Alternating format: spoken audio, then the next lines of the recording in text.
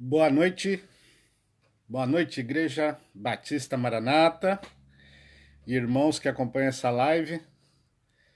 Um prazer, uma terça-feira a mais, como agora todas as terças à noite, né? Nós estamos juntos. Então, prazer, um privilégio estar de novo com vocês aqui. Bom, legal, o pessoal está chegando aí, né? Todos que chegarem são bem-vindos. Deus abençoe a presença de cada um e Deus possa abençoar também a presença daqueles que posteriormente vão estar acessando essa live, né, essa pequena meditação, essa porção da palavra de Deus. Então vamos começar. A gente tem uma porção das escrituras aqui, então vamos lá, vamos com tudo. Eu vou ter uma pequena palavra de oração e depois nós vamos para o livro de Miqueias, tá? Vamos estudar uma porção do livro de Miqueias, profeta Miqueias, tá bom? Vamos orar. Deus querido, que nós possamos ter um tempo abençoado essa noite diante da tua palavra, que o Senhor ilumine a nossa mente para nós entendermos um pouco mais de ti e que as tuas escrituras possam uma vez mais consolar a nossa alma, o nosso coração. Obrigado por todos que estão ouvindo, aqueles que ainda vão acessar esse estudo, que todos possam estar sendo abençoados por ti. Obrigado, Senhor, por esse privilégio. Em nome do teu filho oramos, ó Deus. Amém. Amém. Ok. Hoje a porção das Escrituras será em Miqueias. Miqueias, capítulo 7, o último capítulo desse livro, Profeta Menor, Antigo Testamento. E nós vamos estar lendo o capítulo 7, o verso 18, 19 e 20, os três últimos versos do livro de Miqueias. E eu vou estar lendo para os irmãos. Ele diz assim: Quem, ó Deus, é semelhante a ti, que perdoas a iniquidade e te esqueces da transgressão do restante da tua herança? O Senhor não retém a sua ira para sempre, porque tem prazer na misericórdia. Tornará a ter compaixão de nós, pisará aos pés as nossas iniquidades e lançará todos os nossos pecados nas profundezas do mar. Mostrarás a Jacó a fidelidade e a Abraão, perdão, e a Abraão a misericórdia, as quais juraste a nossos pais desde os dias antigos. Bonito texto, eu vou ler novamente só o 18. Quem, ó Deus, é semelhante a ti, que perdoas a iniquidade e te esqueces da transgressão do restante da tua herança? O Senhor não retém a sua ira para sempre, porque tem prazer na misericórdia. Só para reforçar um pouquinho o 18. E aqui nós temos um texto de um livro de Miqueias. Esse livro aqui, o autor desse livro profético já vem com seu nome, né? É o Miqueias. E Miqueias é uma palavra abreviada no hebraico, lógico, né? Em português não tem muito sentido falar que é abreviado pelo tamanho dos nomes, né? Mas é uma abreviação do nome Micaías.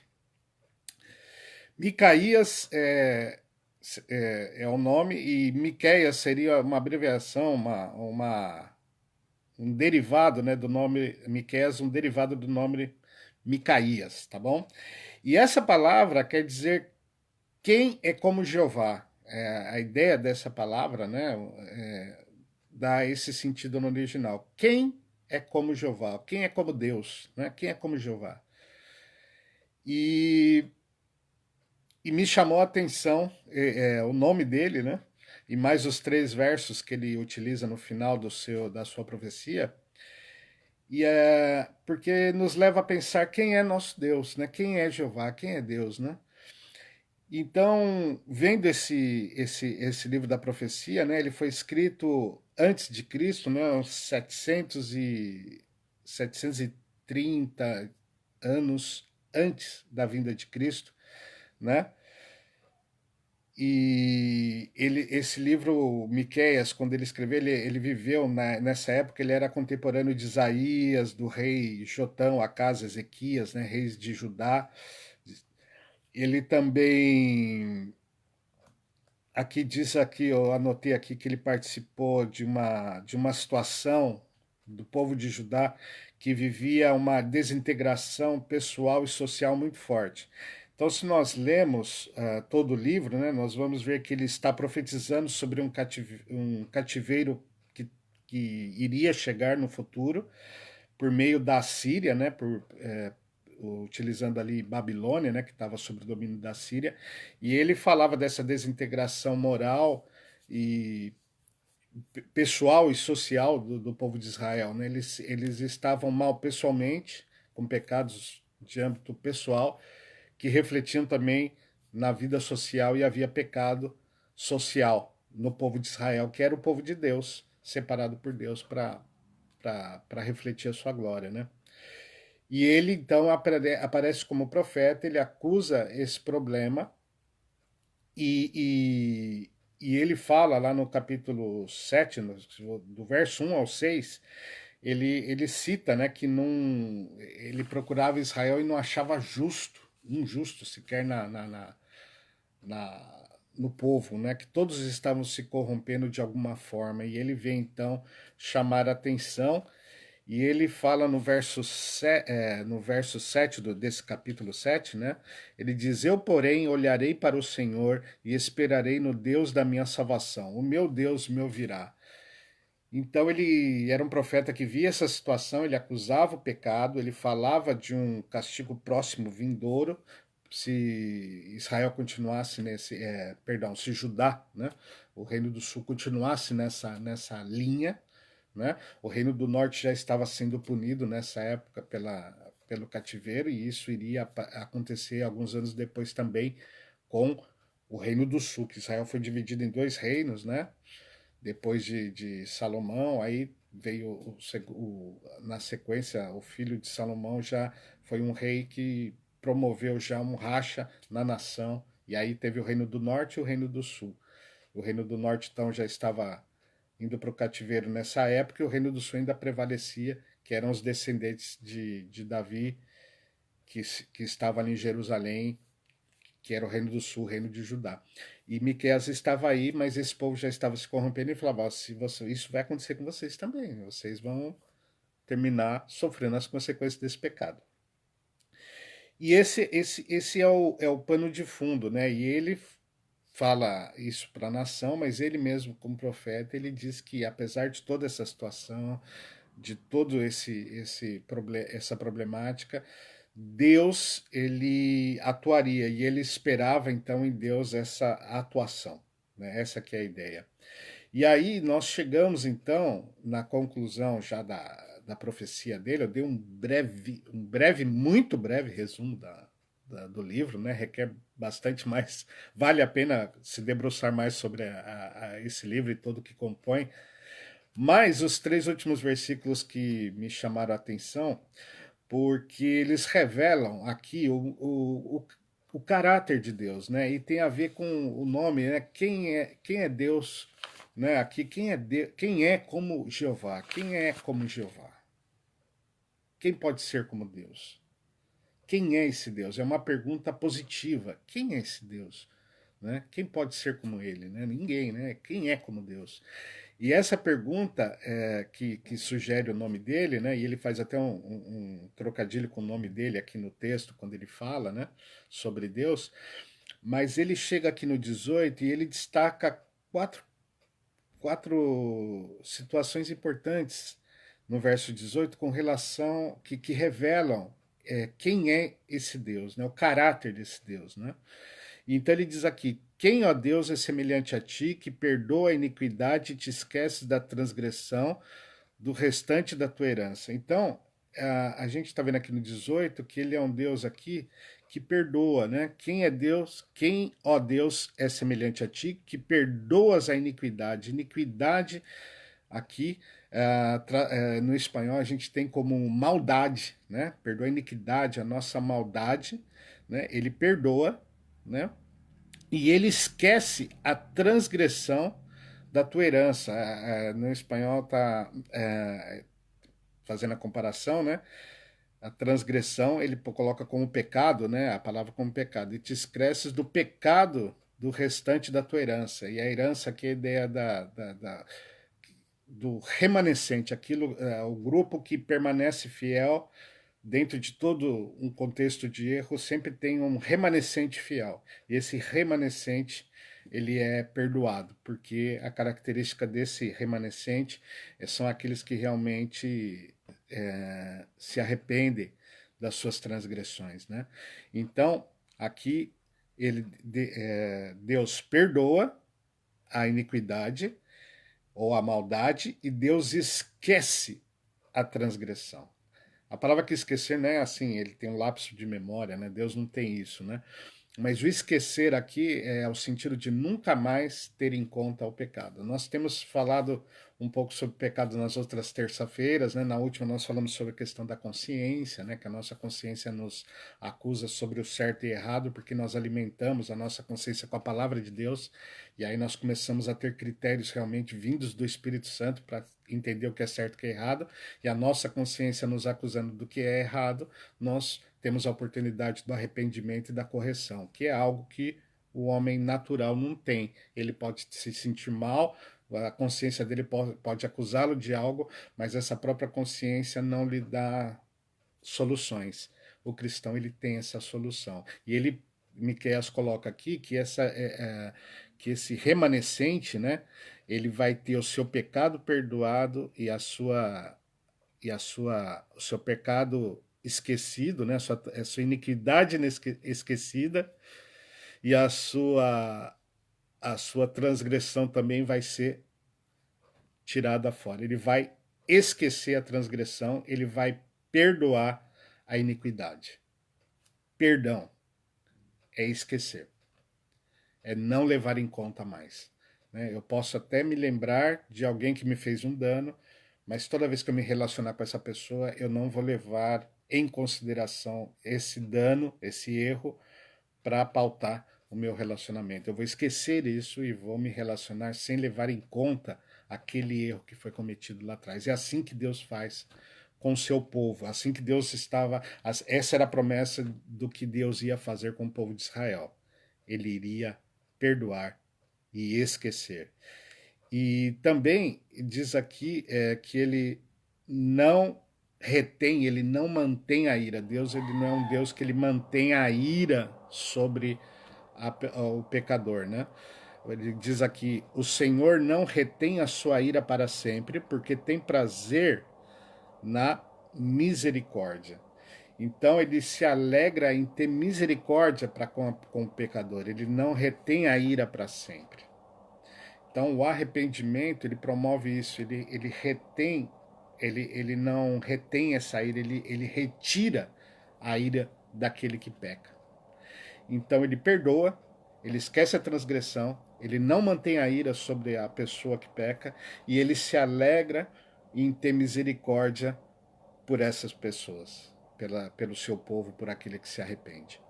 Essa era uma promessa que era dada ao povo de Israel, ainda que vocês estejam pecando, né? Eles tinham pecados sérios, né? O texto relata que eles estavam em uma situação que a pessoa não podia confiar na sua própria esposa que dormia ao seu lado, não podia confiar nos juízes, não podia confiar em governo nenhum, não podia confiar no amigo, o inimigo morava dentro da sua casa, né? Era um texto que até Jesus cita depois para os discípulos lá em Mateus, né? Lá na frente.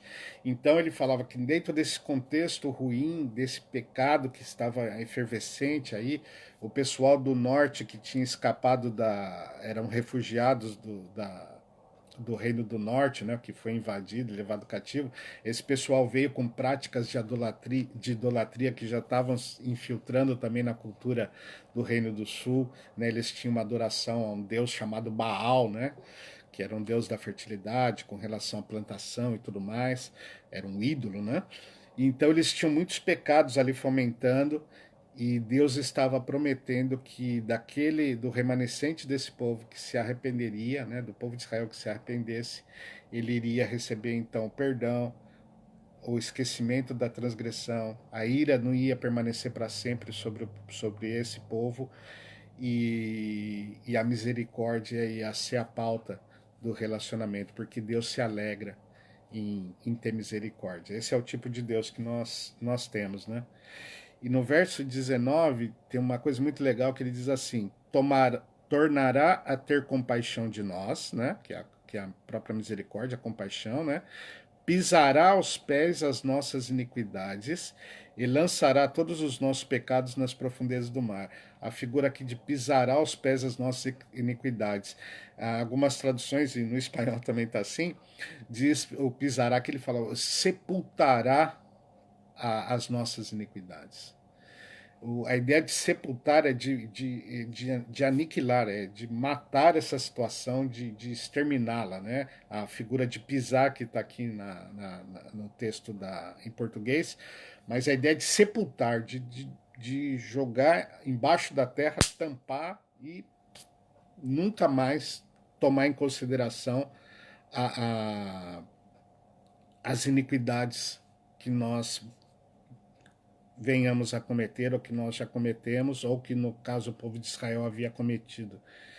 E ele lançaria os pecados, ou seja, a ideia de não se lembrar mais, né? Aqui a figura é lançar no fundo do mar, no mais profundo do mar, né? A expressão aqui é no mais profundo do mar. Ou seja, é um lugar onde o pecado ele não seria encontrado, ele não teria mais, ele cairia realmente no esquecimento, ele estaria totalmente distante do povo de Israel. Então, Deus estava dando uma promessa futura para o povo de Israel, dizendo que no final de tudo, e de uma situação até escatológica mesmo, né, do final do mundo, Israel ele estaria sendo preservado. O povo de Deus, o povo de Israel estaria sendo preservado. E o 20 mostra isso, diz assim: mostrarás a Jacó a fidelidade e a Abraão a misericórdia, as quais juraste aos nossos pais desde os dias antigos. E o que Miqueias está querendo dizer aqui? Que todas as promessas para o povo de Israel dada aos pais Abraão, Isaac, Jacó, de fazer de Israel o povo de Deus para sempre e que reinarão sobre a terra com a regência do Messias, né, que também é citado aqui em Miqueias, né, falando da cidade de Belém, onde ele nasceria. Então, a fidelidade e a justiça de Deus nesse sentido, né, dele cumprir aquilo que ele promete ao seu povo, no caso aqui o contexto Israel. Pensando em tudo isso, nesse Deus, nesse tipo de Deus, né, então quem é, aqui a palavra certa eu pus em espanhol e agora me confundo, né? Quem é como Jeová? Quem é como Jeová? Quem é que perdoa, que esquece, que não retém a ira, que tem misericórdia, que é fiel ao que promete e a tudo aquilo que jurou? Essa esperança só uma pessoa como Deus pode dar. E ninguém é como ele. E essa era a esperança e continua sendo a esperança de Israel. Que aqueles que se arrependerem, aqueles que forem remanescentes desse povo, que realmente se arrependessem, assim como Miqueias tinha um coração arrependido e esperava o tempo de Deus para ver todas essas coisas, né? Esse povo ele vai desfrutar disso porque Deus é fiel em cumprir as suas promessas, independente, né, de nós, né? A fidelidade dele faz com que as coisas se cumpram. Então, confiar em um Deus como esse é algo fundamental para as nossas vidas. Nós não estamos jogando com a sorte. Nós temos a garantia de um Deus que realmente fez uma obra grande na nossa vida. Então, se nós vamos lá para 1 João, né, capítulo 1, eu já citei aqui outras terça-feiras, se confessarmos os nossos pecados, ele é fiel e justo para nos perdoar e nos limpar de toda maldade, né? Então, nós temos essa promessa. Isaías 1,18 diz que Deus limpa toda mancha de pecado. Ele promete isso ao povo de Israel e promete a nós também extensivamente. Ele nos limpa de todo pecado, de toda mancha, de toda consequência do pecado. O sacrifício de Cristo na cruz, ele nos limpa de todo pecado. E toda vez que nós confessamos um erro a ele é fiel e justo para nos perdoar e nos limpar. Esse é o nosso Deus. Né? Quem é como Deus? Ninguém. Não existe. E a nossa esperança está nesse Deus. E nós podemos confiar nele por isso. Né? E eu fico pensando, por que Deus, sendo o que Ele é, por que, que Ele age dessa forma? Qual a verdadeira razão de ser para nós de experimentarmos tudo isso? É porque eu só falei aqui de benefícios, né? Deus perdoou, Deus esqueceu minha transgressão, Deus não retém a ira sobre mim, Ele se alegra em ter misericórdia para comigo, Ele joga meus pecados no fundo do mar, ele sepulta as minhas transgressões, ele, ele é fiel àquilo que Ele me prometeu, de estar comigo, de me levar ao céu pela sua vontade, pelo seu querer. Então, por que Deus nos dá esse benefício, né? Quem é um Deus como esse, né, que faz essas coisas? Quando a gente pensa nesse Deus, a gente pensa, por que? Qual, qual deve ser o resultado prático disso na minha vida, sabendo dessas coisas e desfrutando essas bênçãos na minha vida diária. Então eu queria só terminar citando o Salmo 130, o nosso tempinho já está estourando aqui, mas eu queria citar o Salmo 130, verso 3 e 4, que diz assim: Se observares, Senhor, iniquidades, quem, Senhor, subsistirá? Contigo, porém, está o perdão, para que te temam.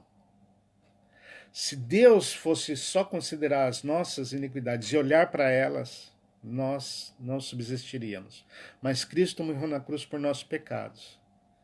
E então nós podemos ter acesso ao Pai. Então ele diz aqui o verso 4, né, do Salmo: Contigo, porém, está o perdão. Né? Deus perdoa. Para que te temam. Né? Essa palavra aqui, para que te temam, né? Aqui em espanhol tem uma tradução que diz para que sejas reverenciado. Então, o temor, a ação de temor é uma reverência a quem Deus é. Quem é como Jeová? Miqueias, quem é como Jeová?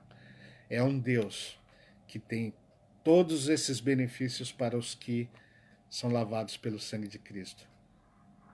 Assim como as promessas de Israel serão cumpridas lá na frente, a promessa de Cristo Jesus para a sua igreja também será cumprida. Um dia ele vai levar a sua igreja, ele vai arrebatar a sua igreja e vai cumprir posteriormente as promessas, né, futuras com relação ao próprio povo de Israel. Um Deus que cumpre aquilo que promete. Quem é Deus como ele? Então, pensando nesse Deus, nós olhamos para tudo isso e o resultado prático para as nossas vidas, falando de algo prático, é reverência, temor, reverência, um reconhecimento total de quem ele é. Nós não sabemos quem ele é na sua totalidade, porque Deus, ele é infinito, eterno, mas daquilo que ele vem revelando dele a nós é o suficiente para nós vivermos uma vida de reverência e temor, considerando Deus em todos os nossos caminhos, em todos os nossos pensamentos, em todas as nossas ações. Quem é como Jeová? Deus maravilhoso é o Deus que nós temos.